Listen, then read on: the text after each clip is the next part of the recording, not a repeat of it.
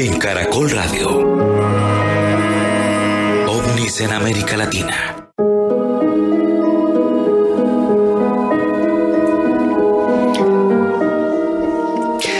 He de confesarles que me hipnotiza ver el firmamento.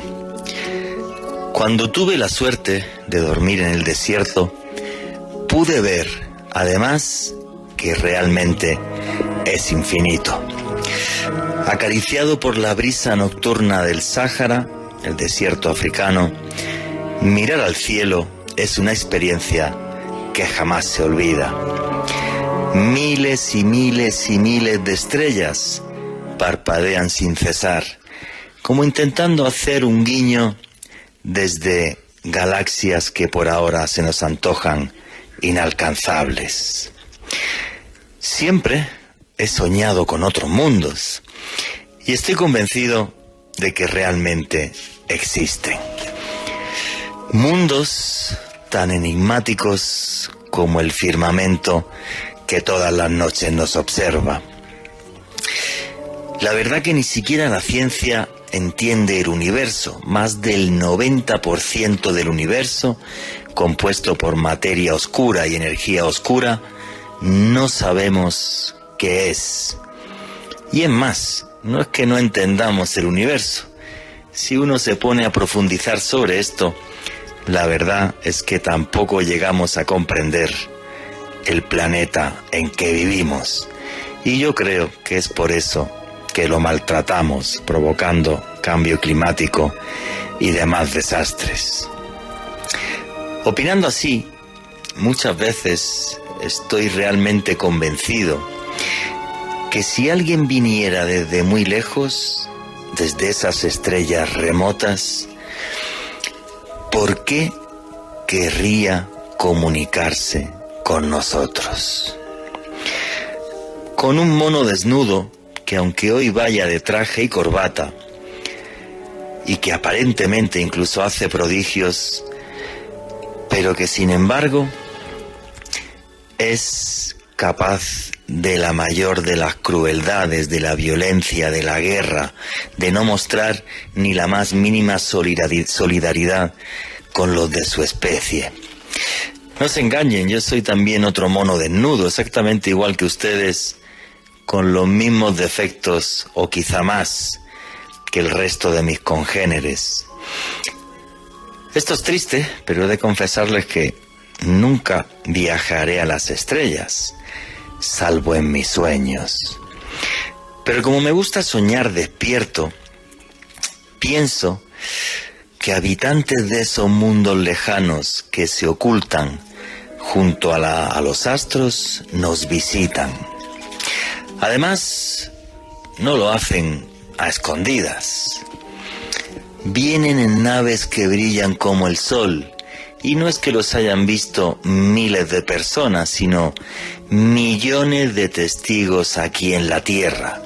Se habla de que entre el 5 y el 10% de la población mundial alguna vez en su vida ha visto un ovni, un objeto volante no identificado.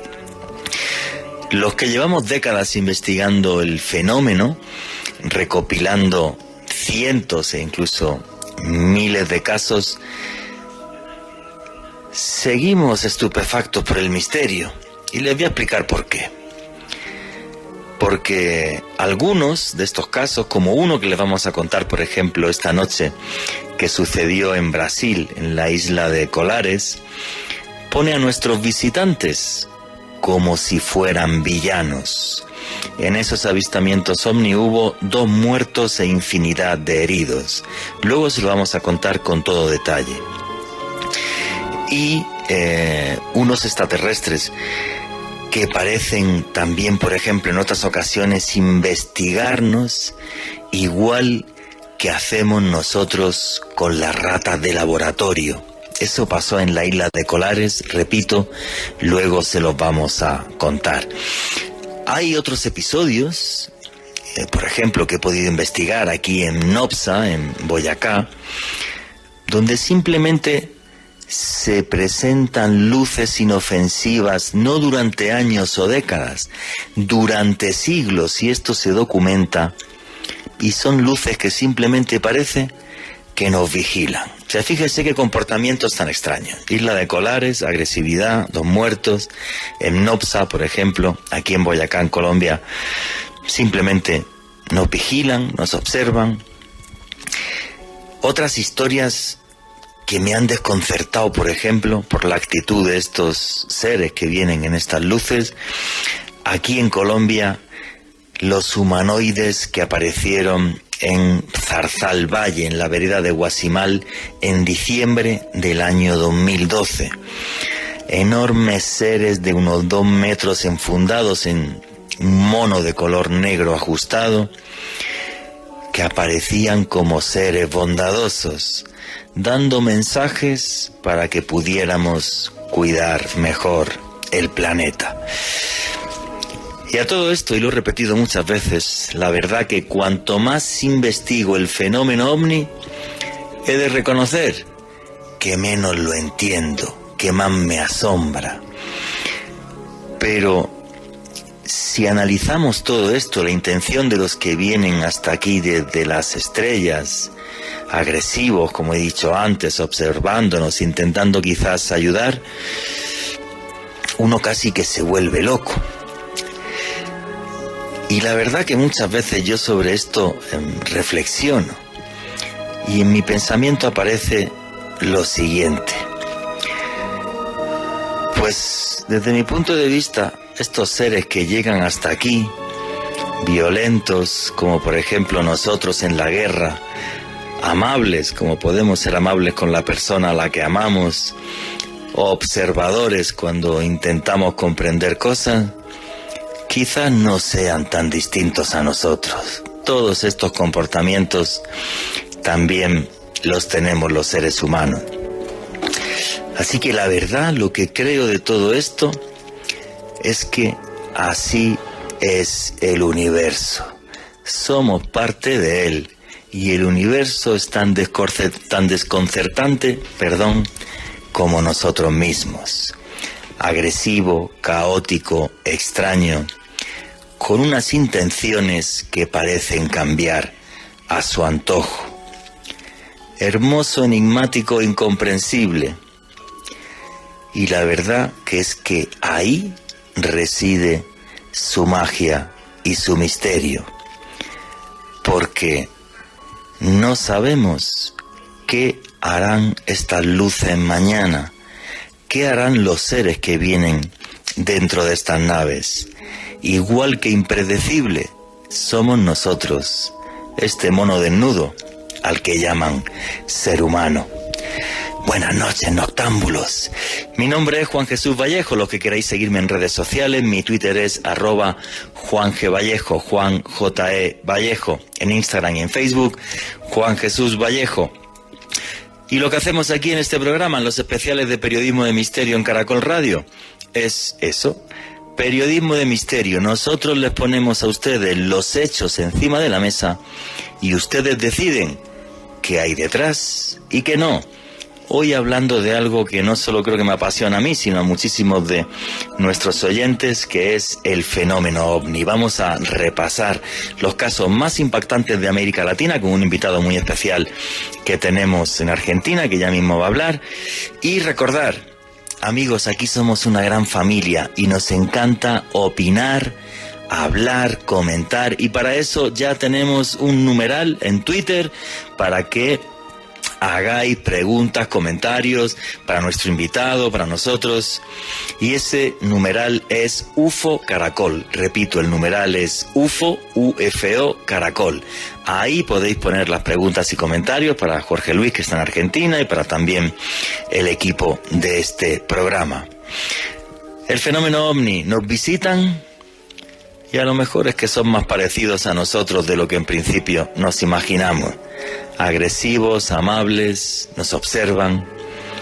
Algún día nos comunicaremos con ellos. ¿Qué opináis vosotros?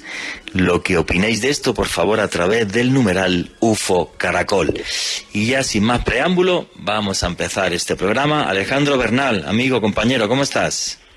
Muy bien, Juan Jesús, un saludo para usted, para Richie en los controles, para nuestro gran invitado de esta noche, Jorge Luis, desde la Argentina, y para todos los oyentes que reportan sintonía en este momento, como John Lazo en Manizales, Andrés en Popayán, Ofelia Peña, Gata del Páramo, Gema Ángel, Diego Fernando López, Iván Ojeda, Ye Malagón, Gladys Ferro, Marcos Mejía y su esposa Gabriela Valencia desde Ciudad de México, y desde luego a toda la gran familia del Misterio que nos acompaña siempre el sábado en la noche en una tertulia para hablar de uno de los fenómenos más interesantes dentro del gran mundo del misterio, porque el misterio es cultura, y vamos a hablar sobre ovnis en estas latitudes, en esta parte del mundo, con un invitado de excepción que ha podido pues indagar sobre estos casos personalmente.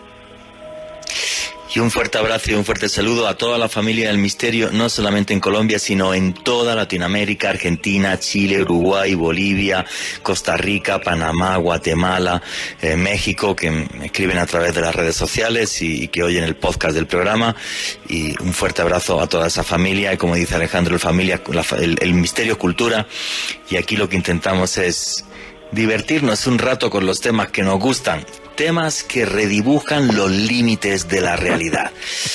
Pero hoy hacemos un programa sobre ovnis en América Latina y tenemos un invitado muy especial, porque yo pienso que la investigación es una cosa que hay que hacerla de campo, y este señor, que es Jorge Luis Zugdorf, ha podido hacer investigación de campo en prácticamente toda América Latina, investigando el fenómeno ovni.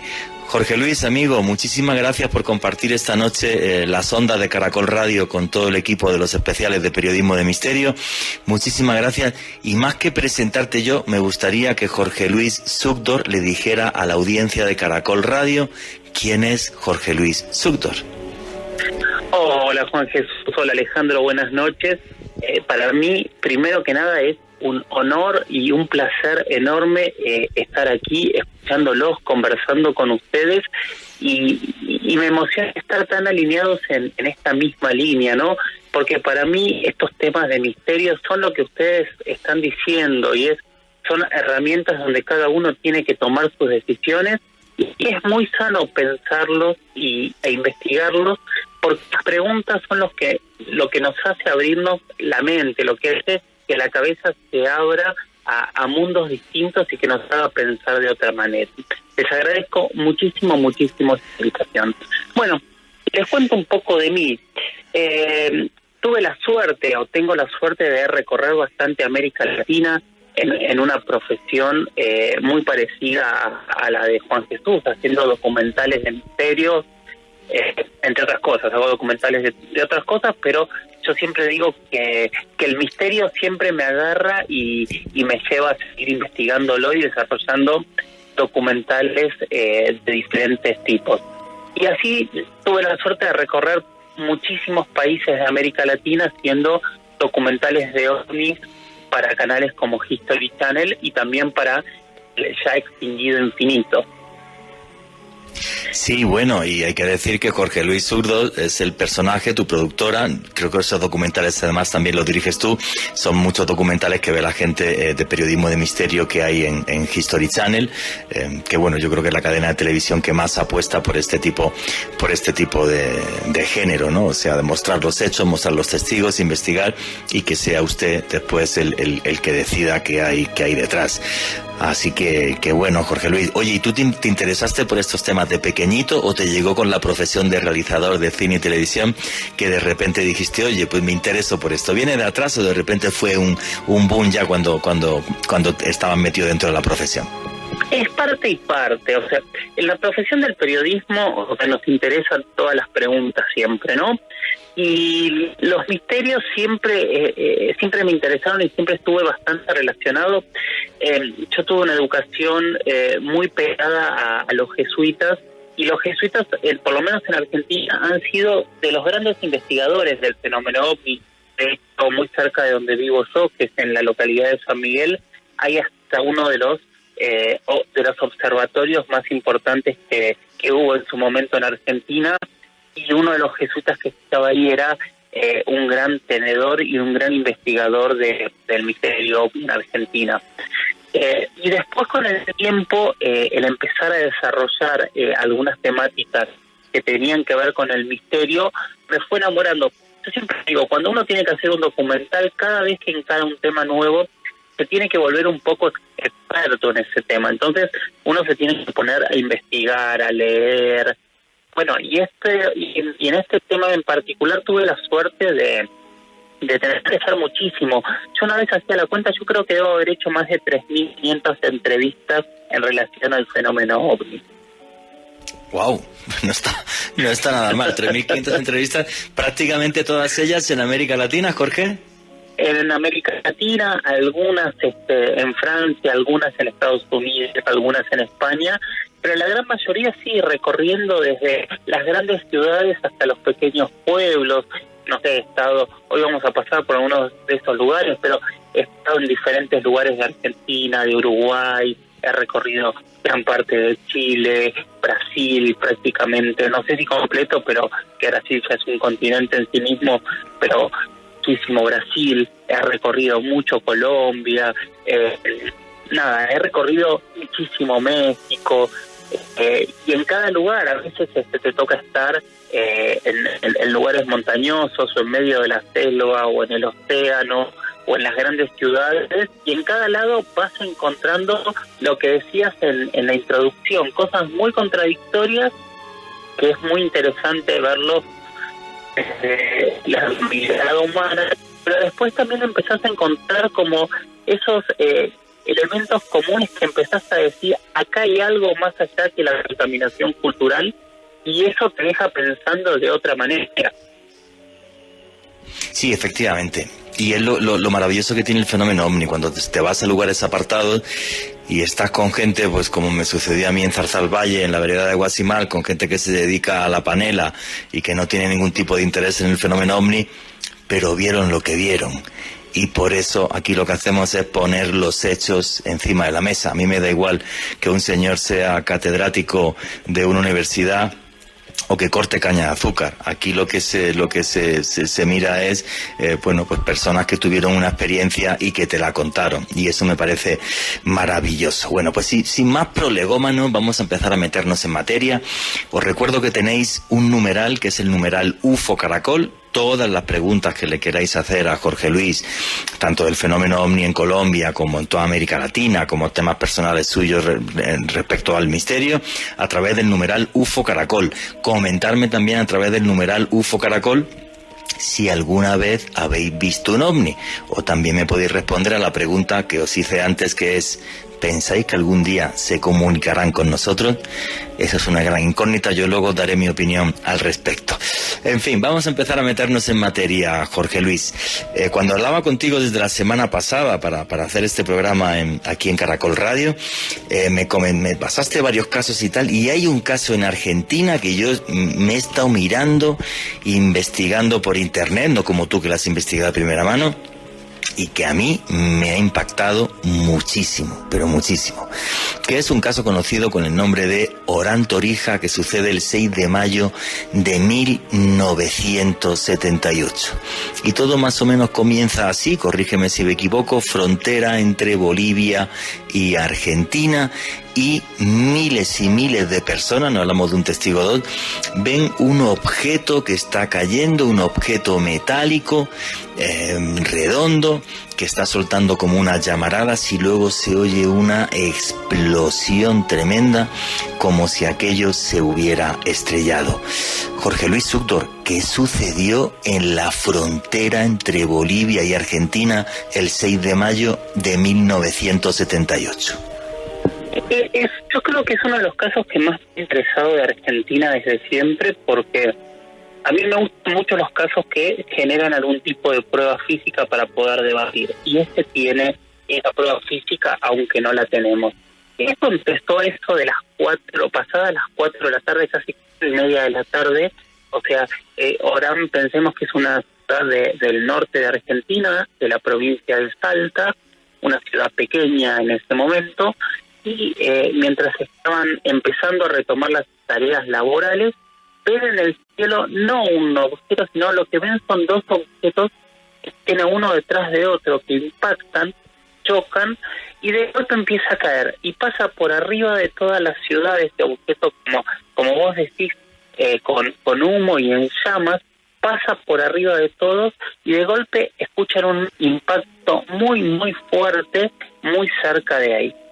Lo que se supo después es que el objeto habría caído en un cerro que se llama el Cerro El Zaire y que habría hecho un agujero terrible en el cerro.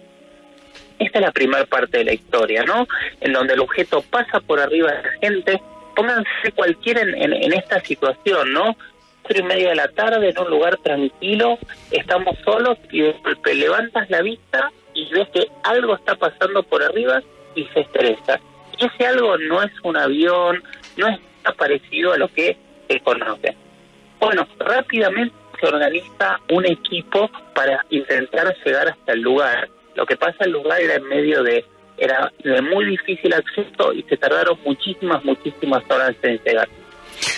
Cuando llegan estos primeros exploradores, se encuentran con el lugar vallado y, según ellos mismos han explicado en entrevistas, había militares hablando en inglés que no los dejaban seguir.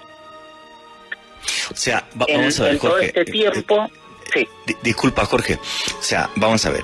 Lo que sucede es algo tan enorme y tan tremendo. O sea, tú me dices una ciudad al norte de Argentina, pasa este objeto, el estruendo es tremendo, y esto es algo tan tremendamente fuerte que las autoridades militares argentinas dicen, oye, ¿qué pasó? Y las autoridades militares bolivianas al otro lado de la frontera. O sea, que no fue un pequeñito impacto ni un pequeñito... No, fue una cosa tremenda que vieron miles de personas. El estruendo, además, la explosión fue tremenda.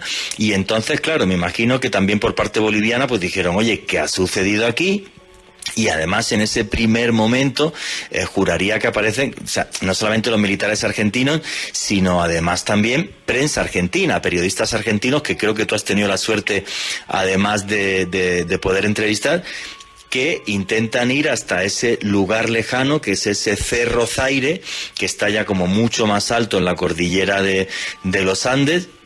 Y primera cosa extraña, según he leído que comentan los periodistas argentinos, cuando hay un helicóptero de la Fuerza Militar Argentina que dicen, oye, les vamos a llevar hasta el sitio, aterriza un avión norteamericano, salen allí un par de señores que dicen que luego que no tienen nada que ver con lo que sucede, pero misteriosamente el helicóptero nunca despega porque está descompuesto, porque no sabemos qué sucede.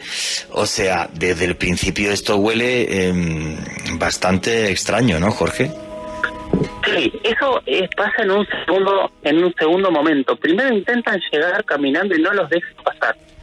Antes de lo que sucedió, los pobladores intentaron llegar y la zona estaba vallada. No los dejaron pasar y no los dejaron acercarse más, argumentando en un inglés, casi hablando castellano, que era un lugar peligroso, que no se podía pasar. O sea, antes de todo esto, los pobladores que están cerca en la cordillera de los Andes intentan llegar, y ya cuando intentan llegar, pocas horas después, les dicen unos gringos allí en español macarrónico como pueden, usted por aquí no pasa. Muy fuerte, Exactamente.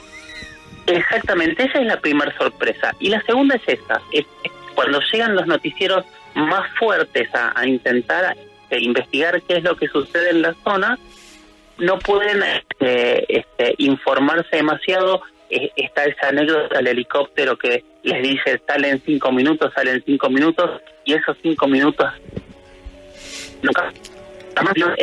Muy grande el aeropuerto de Tarija en Bolivia, que acá yo no sé, esto no tengo manera de corroborarlo, durante mucho tiempo intenté corroborarlo. Los testigos dicen que era un avión de la NASA.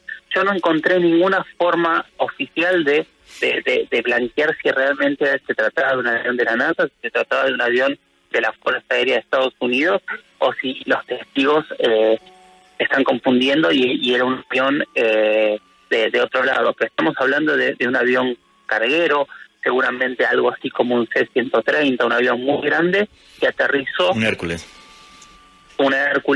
Estuvo en este aeropuerto, y mientras el avión estuvo en el aeropuerto, todas las actividades fueron extrañas, o sea, porque todas las actividades parecía que se decidían en base a la gente que había llegado en este avión. Gente misteriosa que nadie nunca, de hecho ni siquiera está en la prensa, nadie supo jamás quiénes eran. ¿Qué cosa te tengo que cortar, Jorge? Te tengo que cortar, Jorge Luis, porque tenemos ahora mismo que llega el boletín deportivo de unos minutitos y ahora seguimos. Yo estoy en estado de shock con lo que está contando Jorge Luis, o sea, directamente se estrella algo del cielo. Sí, o sea, pero es que es muy espectacular, o sea, se estrella algo desde el cielo, la gente del lugar va y ya ahí vaya, no dejan pasar por los caminos, unos señores que hablan en inglés, vestidos de militar. ¿Qué opináis de esto a través del numeral UFO Caracol? Y falta el final de la historia, que nos lo va a contar Jorge Luis ya mismo detrás del boletín deportivo. No os vayáis, vuestros comentarios y preguntas a través del numeral UFO Caracol. Y aquí seguimos en los especiales de misterio de Caracol Radio.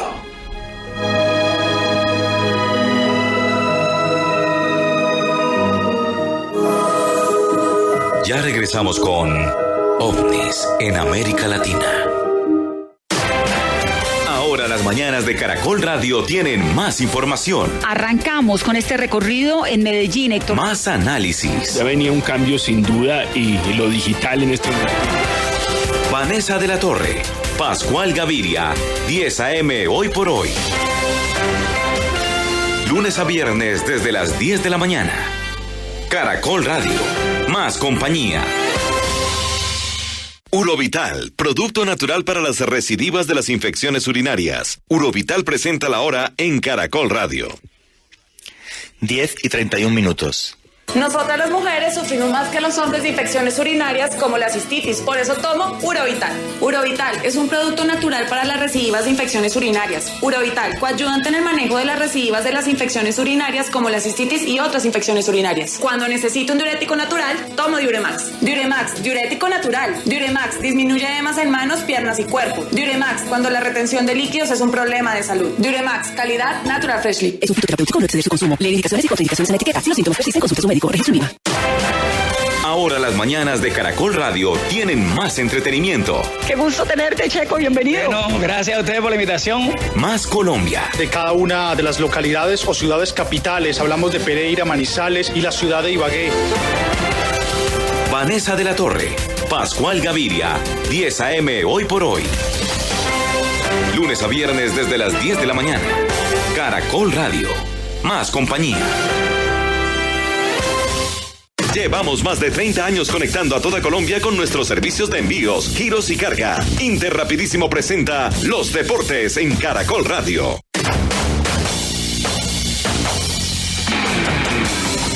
Por la jornada 20 de la Liga del Fútbol Profesional Colombiano, última del todos contra todos. Independiente Santa Fe venció 2-1 a Bucaramanga como visitante. Las anotaciones del compromiso, Patricio Cuchi y Jorge Ramos para Santa Fe, mientras que para Bucaramanga anotó Johan Caballero. Patriotas venció 2-0 a Jaguares como local y Envigado se impuso al Independiente Medellín 2-1. Javier Álvarez, técnico del poderoso de la montaña, y su lamento tras la eliminación. O sea, hay muchos aspectos en los cuales tenemos que mejorar y elevar el rendimiento colectivo del equipo. También lo sentimos, nosotros estamos, apesadumbrados, nosotros queríamos pues darle al menos una victoria a la hinchada, no lo logramos.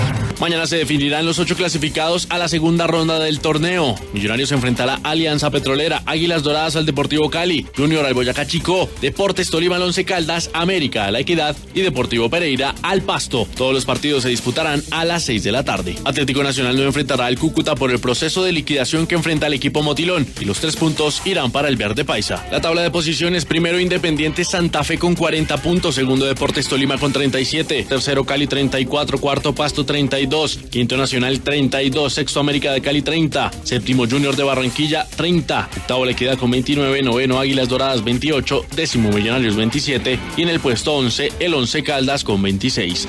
Cabe resaltar que América y Atlético Nacional recibirán 3 puntos adicionales por sus duelos no disputados ante el Cúcuta Deportivo. Terminada la última jornada del todos contra todos en el torneo de ascenso del fútbol colombiano, ya se conocen los 8 clasificados para jugar los 2 cuadrangulares finales. Los equipos finalistas son Cortuluá, Unión Magdalena, Bogotá, Quindío, Llaneros, Valledupar, Atlético Huila y el equipo de Leones. El sorteo para saber cómo quedan armados los 2 cuadrangulares se llevará a cabo el próximo lunes a las 7:30 en la noche.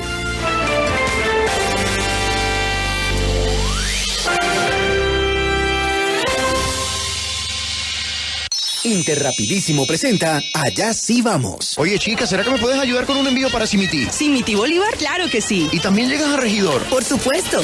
Llevamos 30 años entregando en Chigorodó, Bojayá, Nemocón, Chaguaní, Simití, Curabá, Necoclí, Apartadó y en los 1.103 municipios del país, porque nadie conoce mejor a Colombia. Interrapidísimo. Te la ponemos refácil. Vigilado Superintendencia de Transporte. Ahora las mañanas de Caracol Radio tienen más información. Arrancamos con este recorrido en Medellín, Héctor. Más análisis. Ya venía un cambio sin duda y lo digital en este momento. Vanessa de la Torre, Pascual Gaviria, 10 a.m. Hoy por Hoy. Lunes a viernes desde las 10 de la mañana. Caracol Radio, más compañía.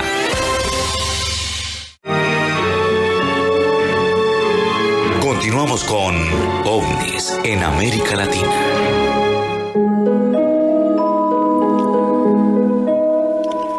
Y aquí seguimos en los especiales de periodismo de misterio en Caracol Radio con nuestro invitado que está en Argentina, Jorge Luis Zúñiga, que ha tenido la suerte de recorrerse buena parte del continente investigando el fenómeno OVNI.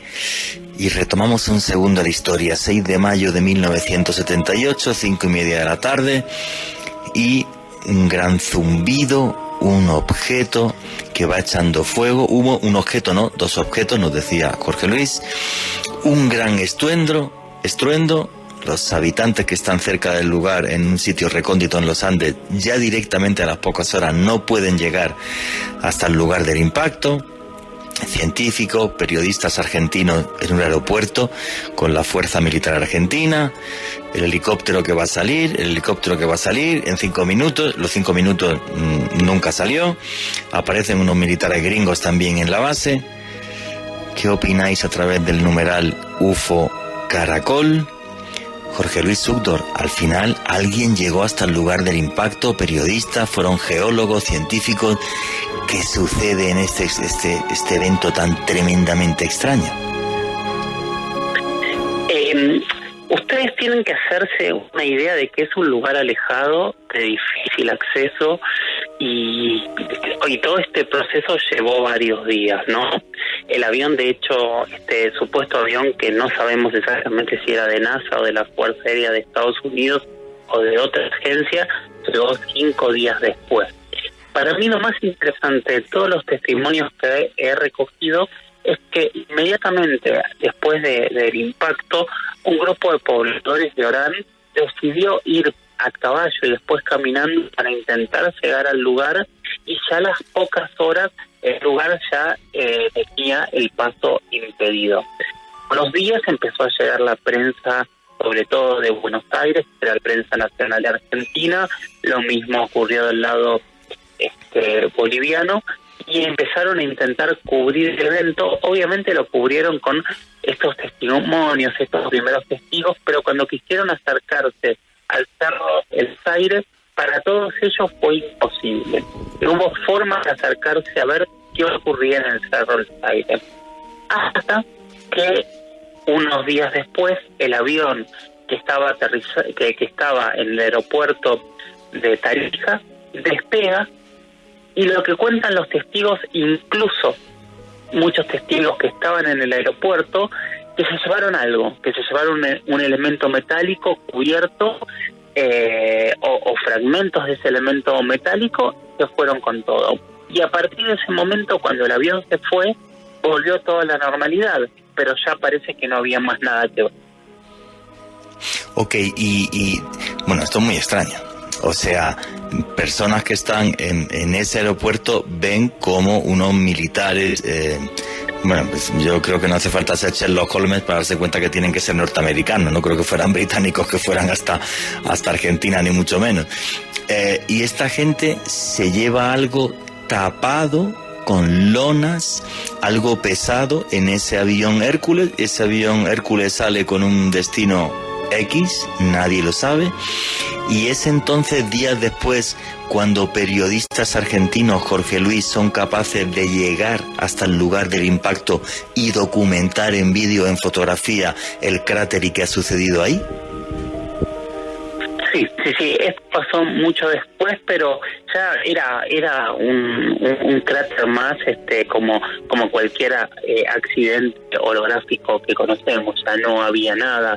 Lo interesante es que la avión no es que estuvo de madrugada, sino que fue toda una operación al aire libre y obviamente apoyada por lo menos por el gobierno de Bolivia, que permitió ese aterrizaje y permitió lo que estuviese haciendo ese avión en ese momento, y obviamente autorizándoles a llevarse lo que se hubiesen llevado en este avión. No, tremendo. Entonces, ¿el lugar del impacto exacto fue en Bolivia o fue en Argentina, Jorge? Es justo en la frontera del lado boliviano, en un cerro que se llama El Zaire, que yo me imagino que hoy, con la facilidad del Google Maps, se puede buscar exactamente dónde está el cerro El Zaire. No, qué historia tan tremenda. ¿Y qué te comentaron entonces los periodistas que tú has podido entrevistar, Jorge? ¿Cuál era su impresión de lo que sucedió allí? Los periodistas, su historia se terminaba en que no los dejaban ver, que ellos sentían que había una operación militar muy poderosa.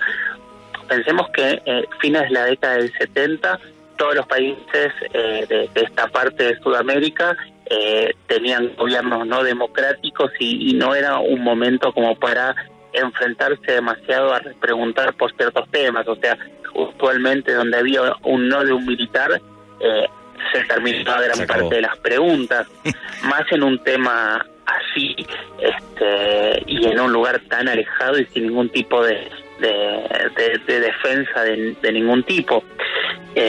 No hubo demasiadas preguntas en ese momento. Sí hubo gente que siguió indagando hasta el día de hoy, pero lo interesante sobre todo eran los testigos, porque los testigos no se pudo controlar la cantidad enorme de personas que vio ese objeto pasando, y menos todavía se pudo controlar a la muchísima más gente que sintió el impacto, que se dice que se sintió muchísimos kilómetros a la redonda. O sea, fue un impacto muy fuerte lo que cayó en esta montaña. Muy fuerte y muy duro. Antes de dar las conclusiones que va a dar tanto Jorge Luis, su opinión y conclusiones, Alejandro y aquí un servidor, creo que somos cuartos del país en Trending Topic ya en Twitter, y yo lo que quiero es que hable la gran familia del misterio y que pregunte la gran familia del misterio a través del numeral UFO Caracol, que para eso tenéis a Jorge Luis, escribir ahí vuestras preguntas, y Alejandro Bernal, puedes empezar a citar las preguntas y comentarios de los oyentes, por favor, Alejandro. Claro que sí, Juan Jesús. Gracias a todas las personas que nos han convertido en la cuarta tendencia más importante de Twitter en Colombia. Diego Ferreira nos pregunta lo siguiente: Maslan Oxfam es la encargada de la ONU en casos de que una raza extraterrestre llegue a la Tierra, pues ella sería la persona que haría la diplomacia con estos seres, en caso de que lleguen a nuestro planeta.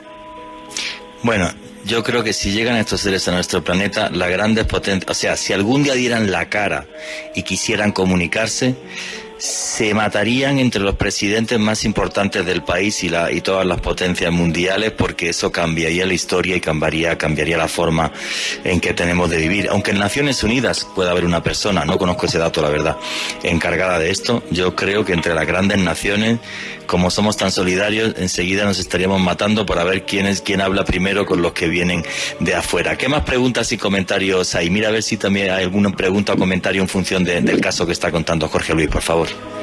Aquí Manuel Rengifo nos pregunta: ¿cuál es el caso OVNI más documentado de la Argentina?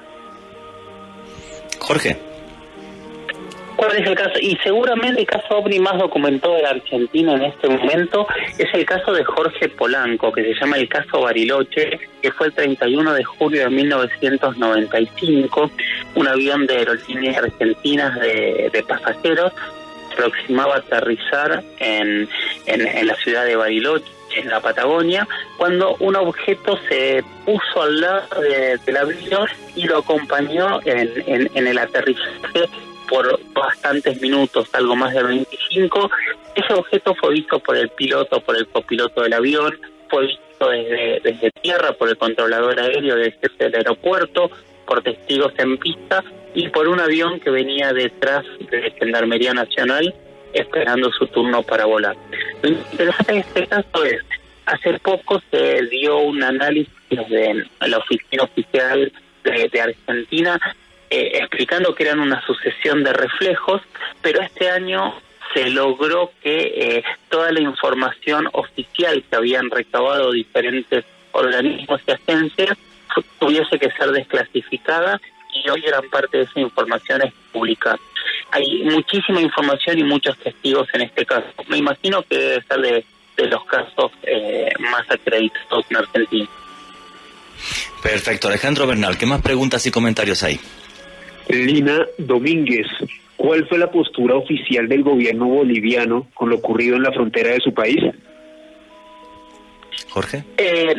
Claramente el gobierno boliviano autorizó el aterrizaje y despegue de este avión con lo que se llevó. O sea, en ese sentido fue una postura de colaboración para que se llevasen este objeto que cayó, que es algo que se repite muchas veces. Hay muchos casos de objetos caídos en diferentes puntos de América Latina en donde los relatos son muy, muy parecidos a este. Qué curioso. Alejandro. Omar Sánchez, ¿hubo víctimas en la caída de este ovni en 1978? ¿Por el impacto o algo? ¿Algún herido, alguna cosa? Nada. No, porque en realidad el objeto cayó en un lugar muy despoblado. Es una zona donde las poblaciones están muy alejadas una de otra, y cayó en medio de la nada, o sea, en un cerro que de hecho hasta costaba llegar. Así que hasta donde sabemos no hubo ningún tipo de herido o muerto. Más un terreno que creo que era parque natural, o está cerca de un parque natural, ¿verdad, Jorge? Sí, es cierto. Toda esa zona, de tanto del lado argentino como del lado boliviano, es así, es como bastante agreste, muy poco poblada, y realmente quien pueda conocerlo es una zona hermosa para recorrer. Parque Nacional Baritú, juraría que tengo apuntado. ¿Qué más preguntas hay, Alejandro? César Manrique, ¿qué nos puede decir Jorge sobre la actividad ovni en el cerro de Uritorco? El cerro Uritorco es famoso a nivel mundial, muy famoso a nivel mundial. El cerro Uritorco es cierto, famoso a nivel mundial. Jorge, ¿puedes contar un segundito? ¿Puedes contar un segundito para que la gente entienda la respuesta? ¿Qué sucedió en el Cerro Uritorco para que sea tan famoso a nivel mundial? Bien, el Cerro Uritorco es un cerro que desde la década de 80 tiene una enorme cantidad de avistamientos de luces por sobre todas las cosas. También hay avistamientos de seres y hay toda una cuestión de investigación más profunda. Pero para decirlo en 2 minutos, es un lugar donde hay mucha actividad de luces sobre el cerro. Cuando se empezó a investigar, se cree que este cerro era un cerro sagrado para una tribu originaria de la zona, y se cree que las luces vienen desde ese momento. Hasta el día de hoy, quien va al cerro es muy probable que vea luces. A mí me hace acordar mucho a Huayca y a Tepoztlán. Yo siento que son como 3 puntos casi hermanos.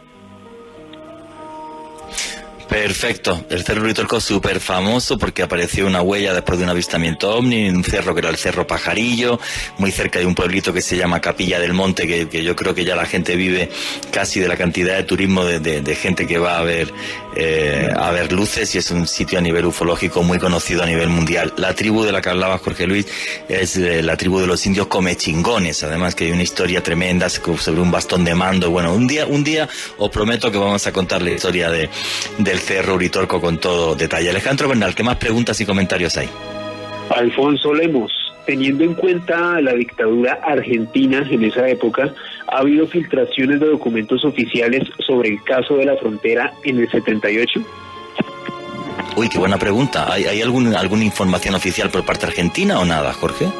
No hay información oficial, pero yo creo que más que nada no debe haber demasiado, porque en realidad el objeto, al haber caído del otro lado de la frontera, donde deberíamos buscar esa información oficial es en Bolivia, creo yo. Sí, en la parte boliviana. Alejandro, ¿algún comentario, alguna pregunta más?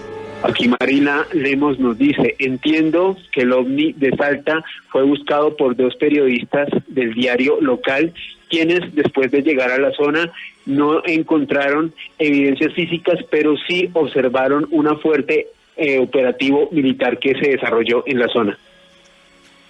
Los periodistas del Tribuno de Salta, que de hecho yo los entrevisté, que fueron los que lograron llegar después de que después de que ocurrió todo esto, después de que los dejaron pasar, es justamente, sí, encontraron este cráter, pero no había nada más. Entonces, ese es el punto donde se termina de unir que realmente este avión cuando se fue se llevó todo. No sé si los periodistas son César Massetti y un cámara que era Oscar Isé, por lo menos lo que aparece en la web. No sé si eran esos o no. César Massetti hoy ya está retirado, pero es uno de los periodistas más reconocidos de Argentina, ha conducido los noticieros principales por muchísimos años y fue justamente el corresponsal en este caso enviado desde Buenos Aires. A los que se refiere, que lamentablemente no tengo aquí los nombres, yo los entrevisté, son los periodistas del Tribuno de Salta, que es el diario principal de la capital de la provincia. Juan Jesús, Alejandro, creo que el nombre de los periodistas son Juan Antonio Abarzúa y Luis Arias. Ni idea, en la web hay varios y tal, y es posible que sean esos. No nos liemos con los nombres. El caso es que llegaron un par de periodistas y efectivamente vieron el cráter, y es más, comentan, según estoy leyendo, que ellos vieron lo que entendían que era como rocas cristalizadas o tierra cristalizada del calor del impacto. Bueno, pues una preguntita más y continuamos, Alejandro. Aquí nos dice Sandra Velosa, en la Universidad Nacional hace unos años se vieron múltiples esferas blancas que hacían movimientos inteligentes. Todos los estudiantes y las personas en la 26 lo vimos. Aquí en la Universidad Nacional, en el centro de Bogotá.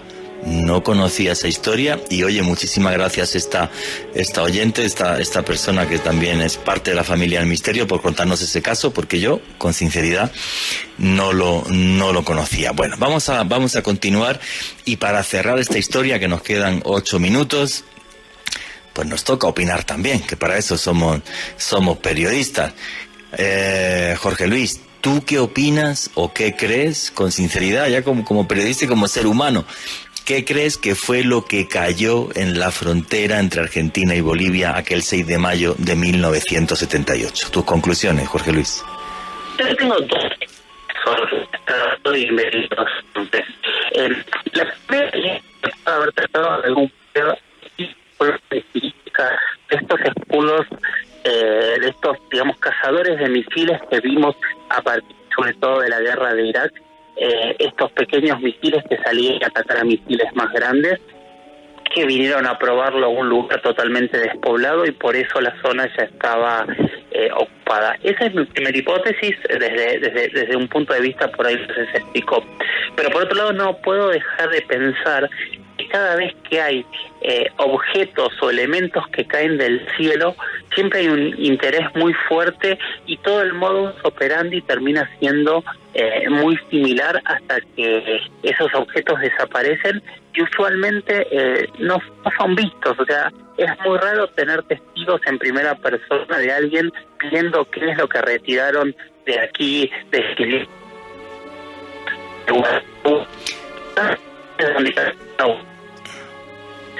Se te está... Sí, bueno, me parece que van a repetir la llamada, Jorge Luis, no te preocupes, que se acaba de colgar la llamada. Alejandro Bernal, tus conclusiones, amigo. Pues, después de escuchar todo esto. Bueno, aparte del testimonio de excepción de Jorge Luis, quien pudo investigar el caso directamente, pues también por mi lado me documenté observando varios audiovisuales sobre específico esto que ocurrió en Argentina en 1978. Pues para mí, sin descartar desde luego la hipótesis de origen extraterrestre de un ovni, de un objeto volador no identificado, creo yo que al menos la posibilidad más lógica es que quizás estuviesen probando algún tipo de prototipo de nave experimental, o quizás un arma, un misil o algo así. Y por eso, y muy de la mano de lo que decía Jorge Luis, creo que ya había militares y funcionarios norteamericanos en la zona, gente que hablaba en inglés, como que ya más o menos sabían en qué lugar iba a aterrizar o a precipitarse este tipo de objeto, así que al menos para mí esa sería la conclusión como más plausible sobre lo que ocurrió en esa época. Yo voy a dar mi opinión y luego le paso la palabra a Jorge Luis, que se cortó la llamada. Pues yo creo que, bueno, hipótesis sensatas, obvio, un lanzamiento de un misil en la frontera. A mí no me cuadra porque entiendo que no es sensato que los norteamericanos estén probando misiles en la frontera entre Argentina y Bolivia para que se enteren ambos bandos, salgan en los noticieros y todo. A mí me parece un sitio muy extraño para probar misiles.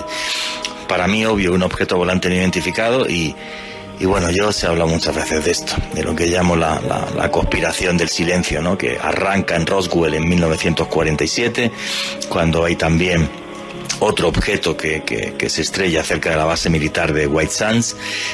Se hizo hasta un comunicado de prensa por parte de la base militar de White Sands diciendo que tenían una nave de otro mundo en sus manos, y William Blanchard, que era el que estaba al mando de la base, al día siguiente lo sacaron de allá y llegaron militares desde Washington. A mí esto me suena muy raro. Me parece tremendamente extraño que si algo cae del cielo, lo normal o lo usual de pensar es un meteorito y que fuera una comisión científica, y que en vez de eso vayan militares y enseguida militares norteamericanos. Además, digo norteamericanos aunque no tenga el nombre de ninguno y ninguno me lo haya dicho, porque gente que habla inglés en la frontera entre Argentina y Bolivia. Y además sí fueron militares norteamericanos los que van hasta la parte argentina. A mí me parece muy extraño y yo creo que cayó algo bastante más complejo. Esa es mi opinión. Obvio, me puedo equivocar, soy un ser humano. Jorge Luis, se cortó la llamada. Tienes 3 minutitos quedan para que llegue el informativo. Bien, perfecto. Rápidamente, entonces. Por un lado era la hipótesis de tecnología. Es lógico lo que dices, es un punto interesante porque aparte se hizo público. Pero por otro lado, yo lo que decía es que a mí me llama la atención cómo el modus operandi, cada vez que cae un objeto, es similar. Lo vimos en Roswell, lo vemos después en Puebla, en México, ocurre también en el desierto del Coyame, en la frontera entre México y Estados Unidos. Podemos pensar el resto de los objetos que han caído en América Latina. O sea, cada vez que cae un objeto, se genera este mismo cono de silencio en donde siempre hay personas frenando a los testigos y no hay testigos nunca que hayan visto cómo o qué es lo que se llevan. Entonces ese es el punto que más curiosidad me da y que me tiraría un poco por tierra la hipótesis de tecnología militar. Claro, es que luego nos pueden llamar, oye, es que Juan G. Vallejo y Jorge Luis Zúcdor y Alejandro Bernal son unos conspiranoicos y tal, pero oiga usted, cae una cosa del cielo que pasa por encima de una ciudad argentina, lo ven miles de personas, nadie puede llegar hasta donde está el objeto, hay unos militares norteamericanos, mandan un Hércules, se llevan algo, ahí va, es que ponen toda una cantidad de elementos y de datos que nos hacen pensar en conspiración. O sea, y no creo que sea un conspiranoico por decir esto, aunque mi último libro se llame Conspiración, cómo nos manipulan las élites del mundo, pero eso va de otra cosa, no va del fenómeno OVNI. Bueno, hay un capítulo que le dedico al fenómeno OVNI. Alejandro Bernal, cuéntanos, amigo. Juanje, sin ir tan lejos, nosotros aquí en Colombia tenemos uno de los casos de contacto de tercer tipo más documentados y más extraños del último siglo, el caso de Anulaima. Si vamos a hablar de una población que, por decirlo así, sin ser una ciudad principal, o una persona que falleció en extrañas circunstancias como Arcesio Bermúdez, y días después llegaron funcionarios norteamericanos de una asociación de investigación como la APRO, así que muy de la mano de lo que dice Jorge Luis, es muy extraño que siempre haya ese patrón de que cada vez que o cae un objeto de estos o sucede un caso relacionado con el fenómeno OVNI, siempre aparecen militares de este país, en este caso de los Estados Unidos. Bueno, y en el caso de Arcesio Bermúdez, el hecho de que llegaran unos investigadores de la APRO, que yo no dudo que estuvieron ahí, porque conseguí el boletín de la APRO y estuvieron, pero que estuvieran un montón de tipos durante un mes entrevistando a los niños que habían sido testigos para hacer el documento que tiene la APRO, que es de apenas 2 folios, yo no me lo creo. Y ahora, la gran pregunta de dónde está el cuerpo de Arcesio. El cuerpo lo robaron, claro. El cuerpo además lo robaron en el sentido de que alguien abrió la tumba, se lo llevó y volvió a colocar la lápida y todo perfecto. Es algo muy extraño. Más que ser conspiranoicos es que nos lo ponen muy fácil para que hablemos de conspiración. Bueno, señores, vuestras preguntas y comentarios a través del numeral UFO Caracol, que ahora cuando recobremos el programa os dejamos también que hagáis unas preguntas a través del numeral, repito, UFO Caracol. Y no os vayáis de este maravilloso especial de periodismo de misterio aquí en Caracol Radio.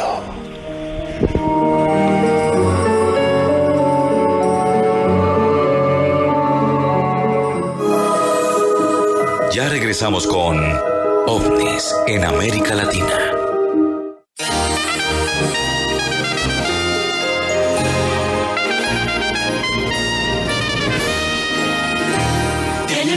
Navidad, Caracol por sus oyentes, formula votos fervientes de paz y prosperidad. De Año Nuevo y Navidad, Año Nuevo y Caracol por sus oyentes, formula votos fervientes de paz y prosperidad.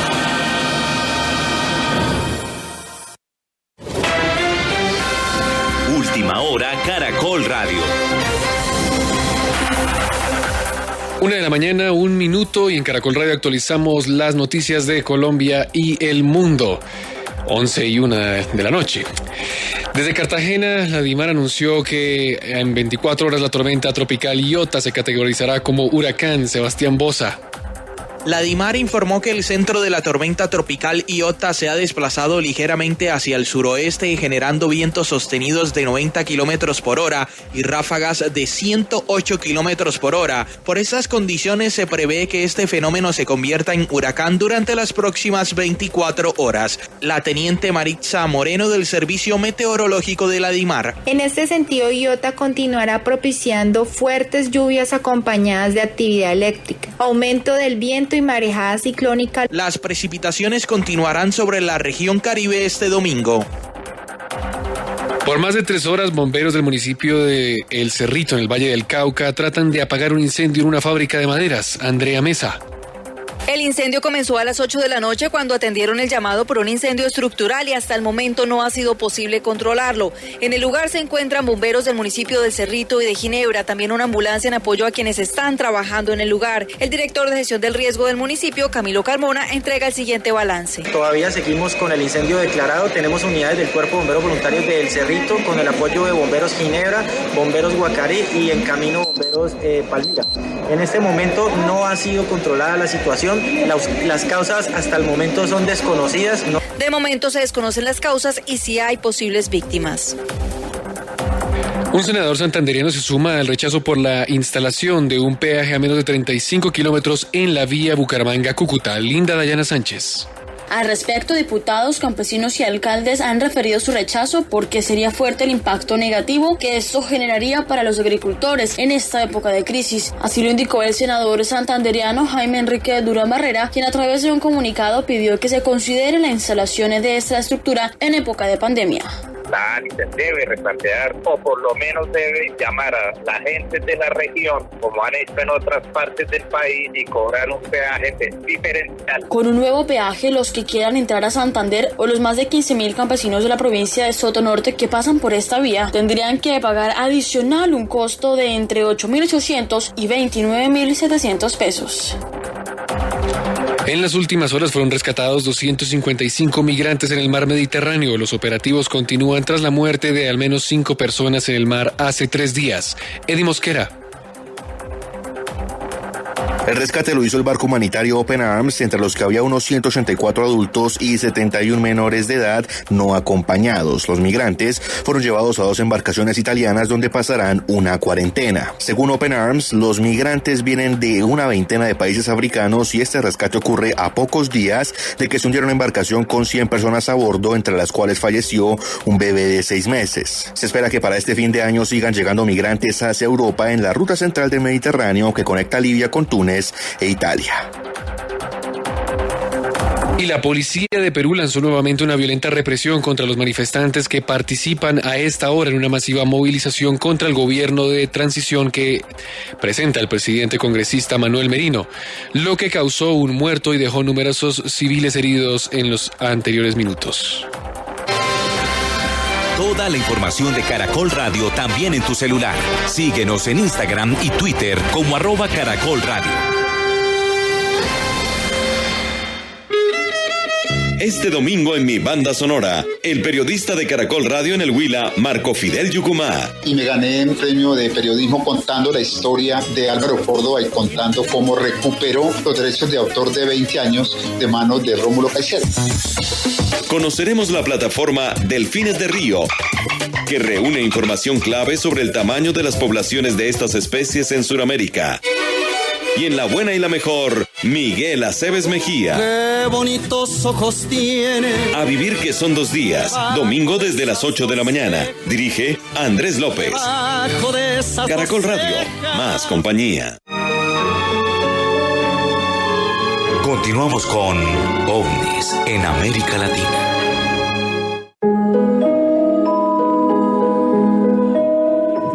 Y aquí seguimos en los especiales de periodismo de misterio en Caracol Radio. Muchísimas gracias a todos. Somos terceros del país en Trending Topic.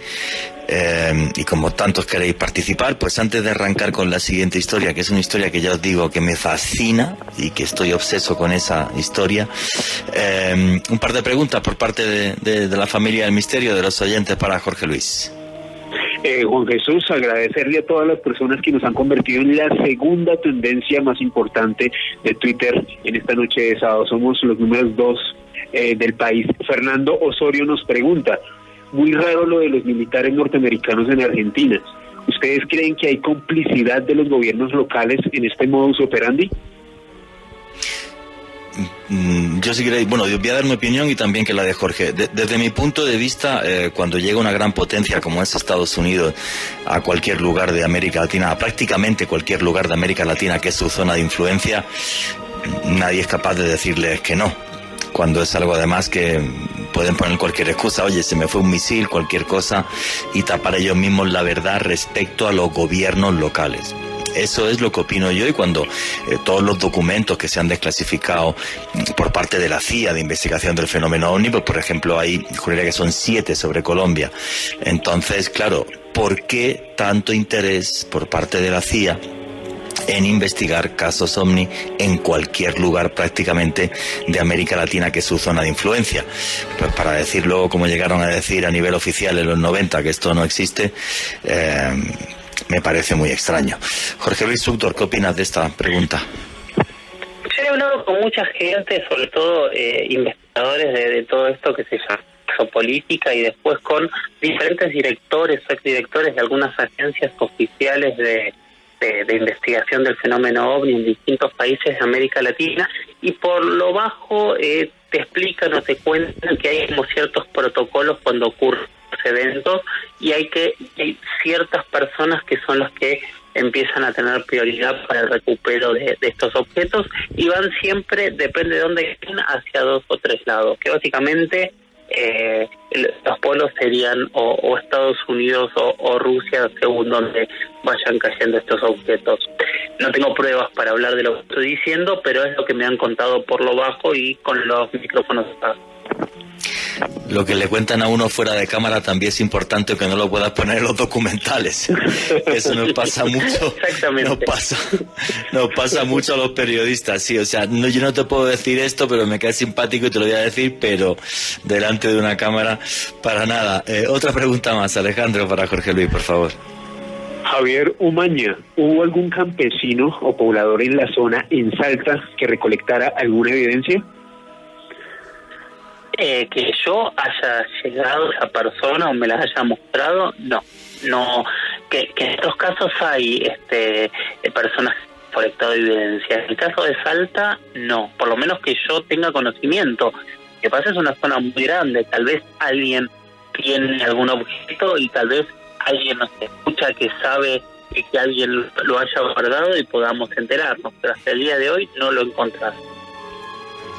Pues fíjate, aquí en Colombia hay un trozo de un objeto volante no identificado, bueno, un trozo, no del OVNI, sino que apareció un OVNI en Bogotá y cayeron unas gotas de metal.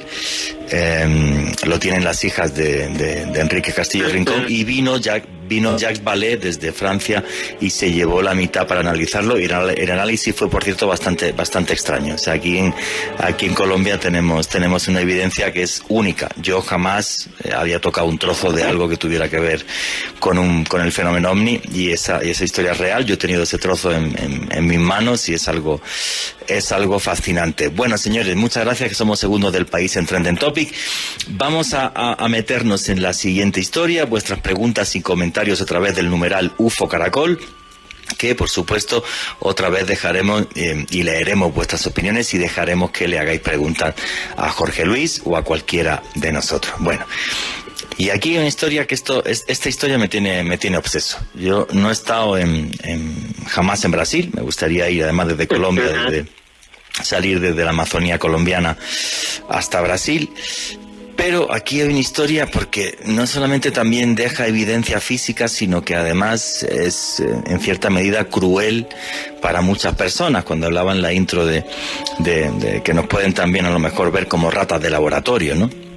Y estoy hablando de algo que sucede en la isla de Colares entre el año 1977 y el año 1978. Y es que en la isla de Colares, que es una isla que está en la desembocadura del río Amazonas, repito, yo no estaba ahí, empiezan a aparecer este tipo de objetos hasta que el gobierno brasileño se decide incluso a intervenir y monta una cosa que se llamó la Operación Plato como de platillo volante. Jorge Luis, tú has tenido la suerte de investigar y de estar con testigos de lo que sucedió en la isla de Colares. Sí, tuve la suerte de ir a la isla Colares, de estar con testigos e incluso estar con algunas de las personas que fueron atacadas por la luz. La historia, si querés, la resumimos muy rápidamente. Arranca la historia, eso es. Sigue. En 1977, Colares es una isla pequeña en medio del Amazonas, en un canal del río Amazonas, que está a unos 110 kilómetros de la ciudad de Belém do Pará, que es la capital del estado y la ciudad más grande. Realmente llegar a Colares es muy difícil. De hecho, para cruzar la isla, los autos tienen que cruzar balsas porque no hay puentes que lleguen a la isla. O sea, imagínense, hace 40 años. Bueno, la cuestión que hace 40 años esta isla era una isla de pescadores, en donde de un día para otro estos pescadores y el resto de las personas que viven en la isla empiezan a ver en el cielo algunas personas luces que los iluminaban, y lo que cuentan los testigos que en el momento que los iluminaba y mientras los iluminaba, ellos quedaban como paralizados. Y en ese instante bajaba una segunda luz dentro de ese luz y los quemaba. Nadie está seguro hasta el día de hoy si realmente los quemaba o realmente una muestra de sangre o de elementos de estas personas. La cuestión que hay un caso, 2, 3, 4, 10, y de golpe una persona tiene quemaduras más elevadas que el resto, se está muriendo. A los pocos días muere una segunda persona. En la isla, imagínense, es un pánico terrible. Y lo que termina ocurriendo es que entre el 70 y el 80% de la prácticamente... Se te oye muy entrecortado. No sé si se ha caído la llamada y te van a volver a llamar, y si no, yo te doy otra vez paso, no te preocupes. Bueno, básicamente, año 77, isla de Colares, una isla de pescadores en medio de la nada, en el río Amazonas. y la gente empieza a ver luces extrañas. No son luces gigantescas ni mucho menos, aunque también se vieron algunas, pero en general son luces pequeñas de en torno a un par de metros, 3 metros, no más. Estas luces en ocasiones se acercan hasta la gente y lo que hace es que cuando se acercan a la gente mandan un rayo de luz y la persona pues queda total y absolutamente paralizada. Y luego cuando iban hasta el doctor, que en este caso la doctora de la isla se llamaba Wilade Celín Carballo, cuando llegaban hasta ver a la doctora Wilade Celín Carballo, pues tenían, imagínense, se lo voy a intentar describir, como 3 quemaduras pequeñitas y dentro de esas 3 quemaduras pequeñitas como agujeritos dentro. O sea, como si ese rayo de luz les hubiera penetrado y dejaba esas 3 quemaduras y dejaba esos agujeritos dentro.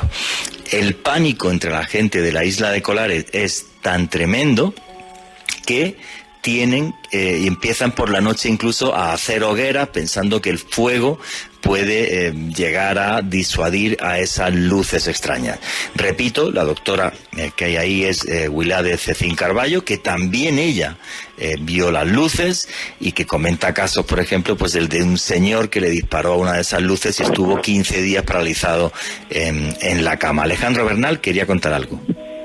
Que Juan Jesús, el propio testimonio de la doctora Wilade Celín Carballo es realmente impactante. Según sus registros, ella atendió a más de 400 personas que fueron afectadas por este fenómeno, 2 de ellos fallecidas. La misma doctora manifiesta haber sido perseguida por estas luces, si bien muchos años después se le hicieron evaluaciones psiquiátricas que descartaron cualquier tipo de afectación. Esta era una señora totalmente escéptica. De un momento para otro comenzó a recibir una cantidad ingente de pacientes que manifestaban que cuando se acercaban o estaban, digamos, relativamente próximas a estas luces, sentían como una sensación de succión en la piel. Por eso también se les conoce como las luces chupa chupa. Así chupa, se conoce chupa. Este caso en Brasil, Juan Jesús. No solo eso, y a la doctora Wilade Celín Carballo la presionó el ejército brasileño para que intentara convencer a los habitantes de la isla de que aquello era un tema de histeria colectiva, o sea, y luego ella lo ha dicho públicamente. Jorge Luis, creo que ya estás otra vez ahí al otro lado del teléfono.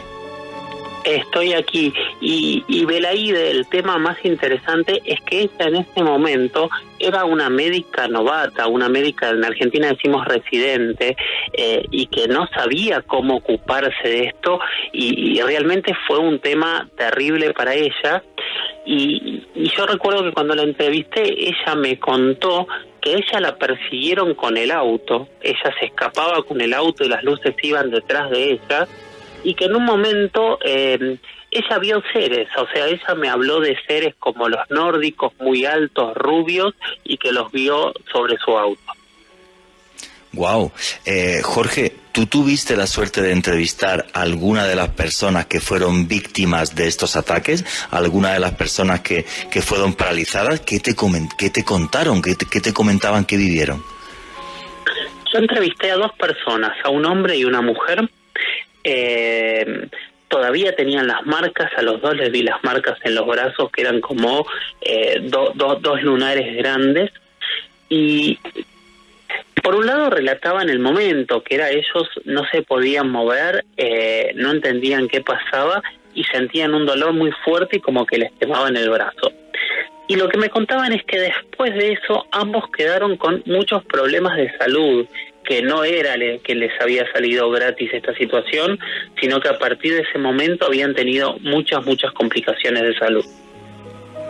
Sí, o sea, según lo que yo he leído de la doctora Wilade Celín Carballo, yo no tenía la suerte de entrevistarla como tú, ella comentaba que entraban como tenían como una especie de anemia, o sea, como que su sangre estaba deteriorada. ¿Es esto lo que yo he leído en diferentes libros? ¿Es cierto o qué te dijo a ti la doctora, Jorge?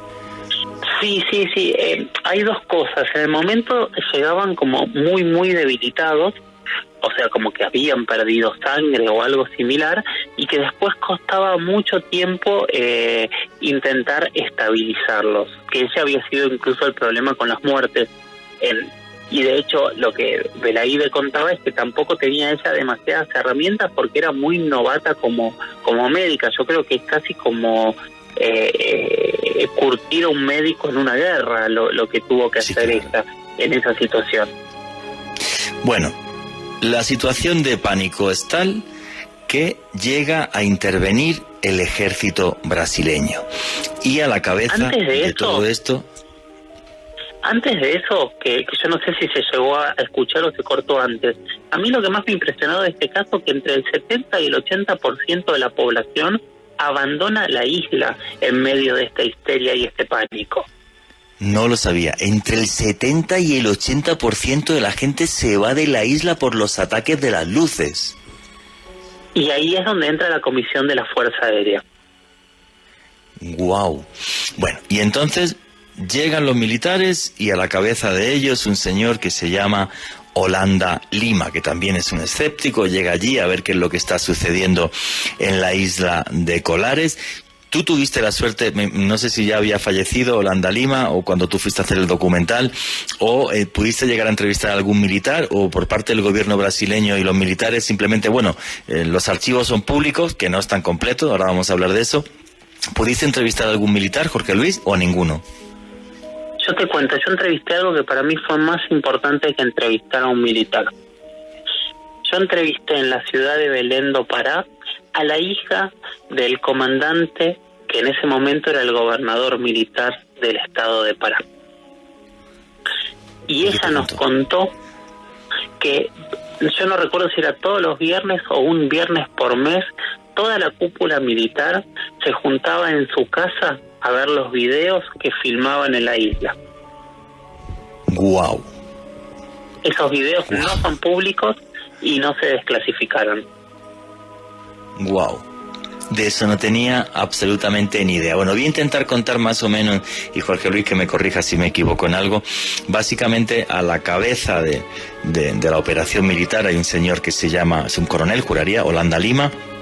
Este señor llega allí con los militares, en el dossier, y según sus testimonios, pues hacen como hasta unas 500 fotos de este tipo de objetos, y el mismísimo coronel Holanda Lima luego le comenta a algunos periodistas brasileños, donde hay una revista de ufología, les comenta cómo él fue testigo no solamente de una de estas luces, sino que fue testigo de un humanoide cercano a estas luces, que él lo describe como si estuviera metido en un buzo. Luego, si queréis, en mi Twitter, @JuanGVallejo, JuanJE Vallejo, pongo el dibujo, el croquis que le hizo a los periodistas brasileños Holanda Lima, este coronel, que cuenta cómo aquello es una situación que realmente pues se le va de las manos.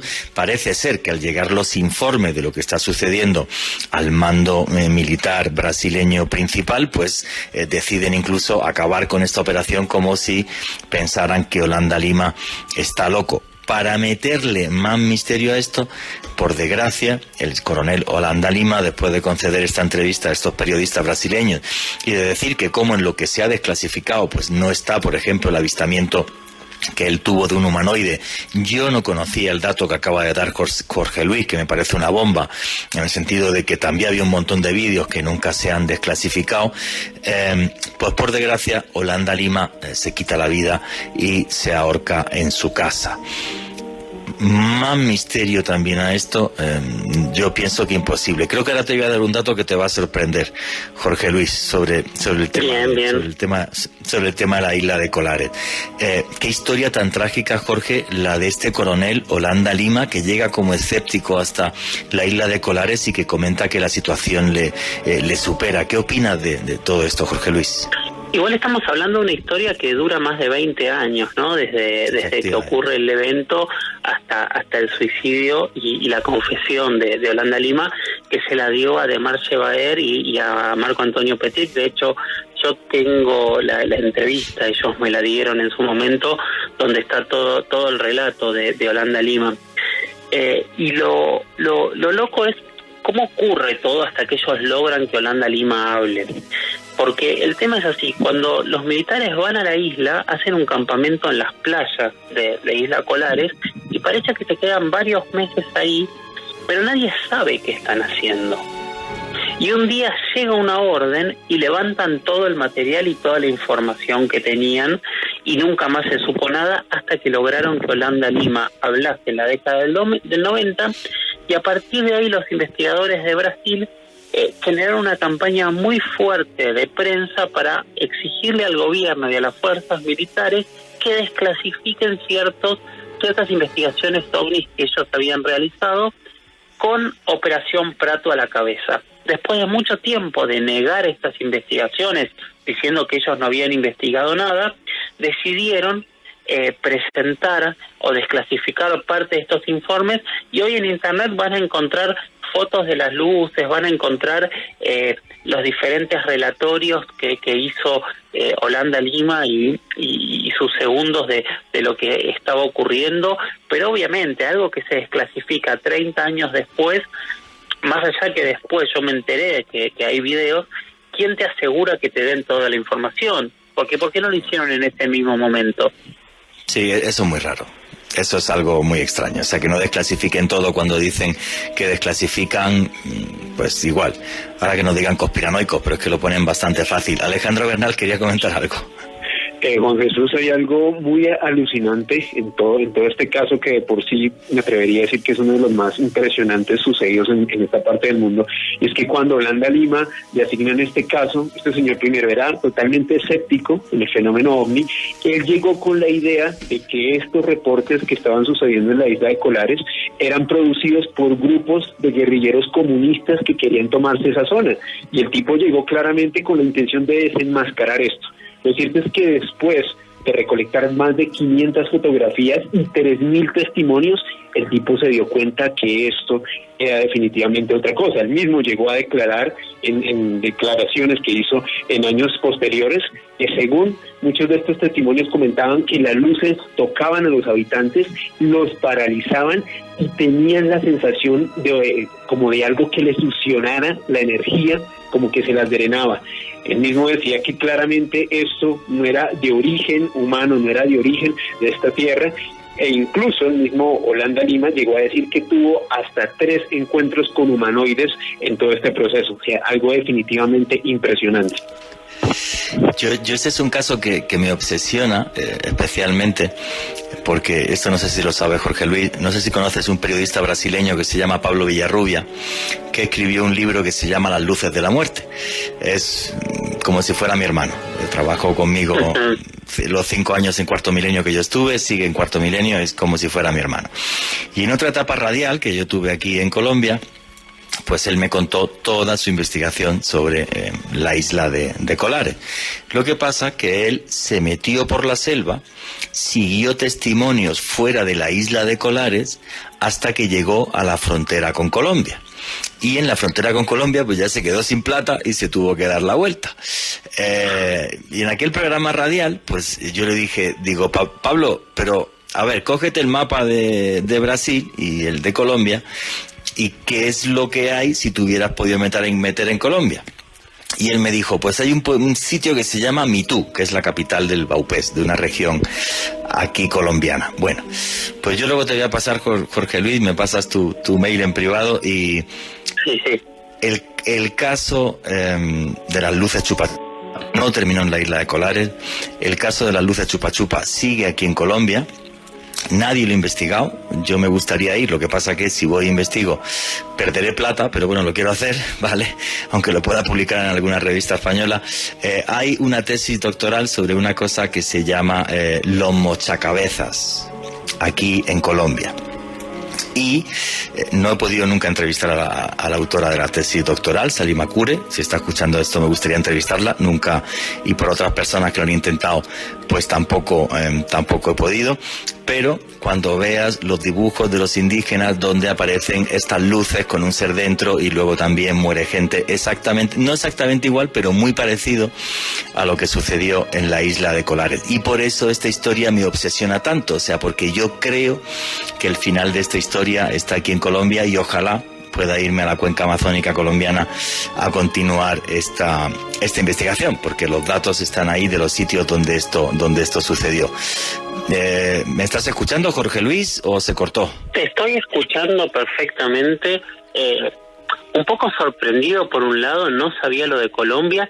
Sí te cuento que cuando yo estuve allá me dijeron que los casos no se habían terminado en la década del 70 y que no se hablaba, pero que hasta épocas casi muy actuales seguía habiendo denuncias en la zona de la Amazonía de luces que aparecían y los paralizaban.